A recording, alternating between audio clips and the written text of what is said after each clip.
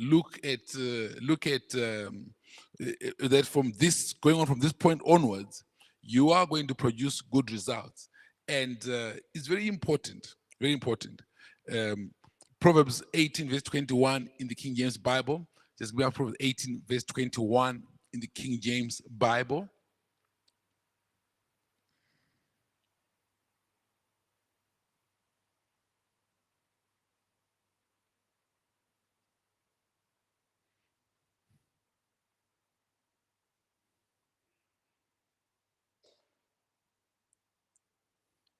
It's written, death and life are in the power of the tongue, and those who love it will eat its fruit. I've preached this verse so many times, and I can assure you I'm going to preach on it many more times. It's very clear. Death and life are in the power of the tongue, and those who love it will eat its fruit. Death and life are in the power of the tongue. So it's making clear that the words that you speak guide you either into a path of life or a path of death. There is nothing called an idle word. Every word has impact. And in the year 2023 of the Prolific Church, we are to be prolific everywhere. You need to check your mind. What is on your tongue? What words are you speaking? It says death and life are in the power of the tongue. So the tongue is very powerful, produces words. And those words will determine how your future is going to be. So going back to the first meaning of the word prolific from the Western Dictionary, it says that prolific means you produce, you are fruitful. You start make up your mind and say, I produce good results. I produce good results. You start talking that way. I am prolific, I produce good results. The power of producing good results is you keep those words on you. As you speak those words, what are you doing? You are confessing. Your confession is very important. And you speak those words because you believe in those words. I am prolific this year. I'm going to be so prolific all the days of my life. All the successes I've had up to now, I am going to surpass. You make it your conditioning. It becomes something that is on your tongue, on your lips.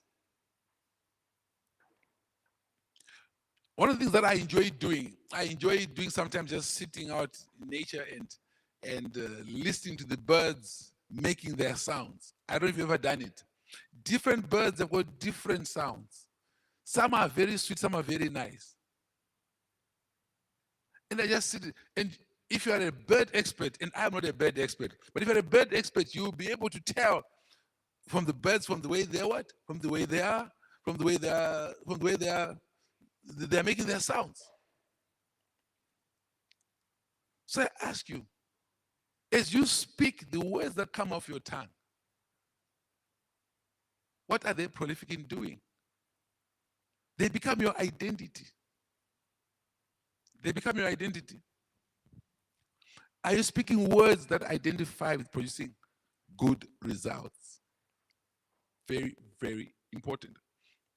There's a program I was watching this week on National Geographic Television, and they show, elephants move in a herd. And this mother elephant had been pregnant. An elephant is pregnant for 2 years. Can you believe that an elephant is pregnant? It takes 2 years for the elephant gives birth. So this elephant gave birth, and as part of giving birth, in the time of giving birth, the elephant just disengages itself a little bit to go and give birth from the main herd. The main herd will be away. And there are lions that also know that an elephant is giving birth. And the elephant gives birth to a calf. And for the first 2-3 days, the calf is not really very steady. So the lions, the pride lions, they know They can sniff it where the elephant is giving birth. So they showed this mother elephant with the calf. And they're showing this real time, said, look, the survival of this calf, especially these first 3 days, because is that this calf must remain with the mother. If this calf should move away from the mother, his history. If you surrounded this mother elephant and the calf, it was amazing. They surrounded it. Now, and they started harassing the mother elephant, and the mother elephant was being very angry and keeping them at bay. Now, they could do this for quite a while, and they were tiring the mother elephant now.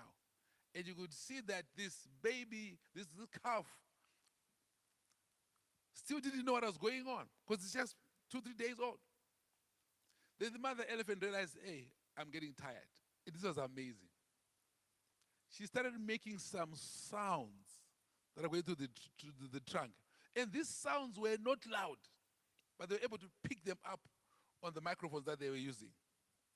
And they said, these sounds are a secret code message to the other head of elephants that have just gone away. When they hear this particular sound from one of the members of their head, it doesn't matter what they are doing. They immediately turn and run towards the sound. It's amazing. Within a space of a few minutes, you saw the other elephant come charging. And when the lion saw the other elephant come through, they ran away. And guess what? Mother elephant and the calf were you there heard. What am I trying to say to you? That purring sound that the mother elephant releases, and it's not a loud sound. It's only known by members of the same family of elephants. It is picked up by them. It's a sound code for them. So it releases, say, it's an SOS. I need help. And they're able to trace where it's coming from. The elephant. That sound of mother elephant, because the mother elephant knows that this is the sound of our family of lions. They don't just go to every elephant's SOS. They go to the SOS of a family member elephant. The power of life and death is in the tongue.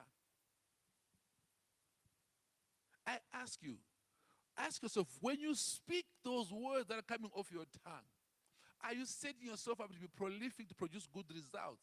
Or are you setting yourself up to be prolific in producing bad results? Satan doesn't know what's going on in your mind, but he can see what you do physically, and he hears the words that you speak. He cannot interpret your tongues, absolutely. But the interpreted tongues and the tongues of understanding, like English, Shona, and Zulu, Satan and his demons, they understand those things. So ask yourself, what is coming off your mouth? If you be in need of help, be prolific in releasing the right words. One of my all-time favorite psalms is Psalm 23, and I've been sent it out in the boards today. I love that psalm. It's a psalm of David when he was in trouble. And the Son of God said, the Lord is my shepherd.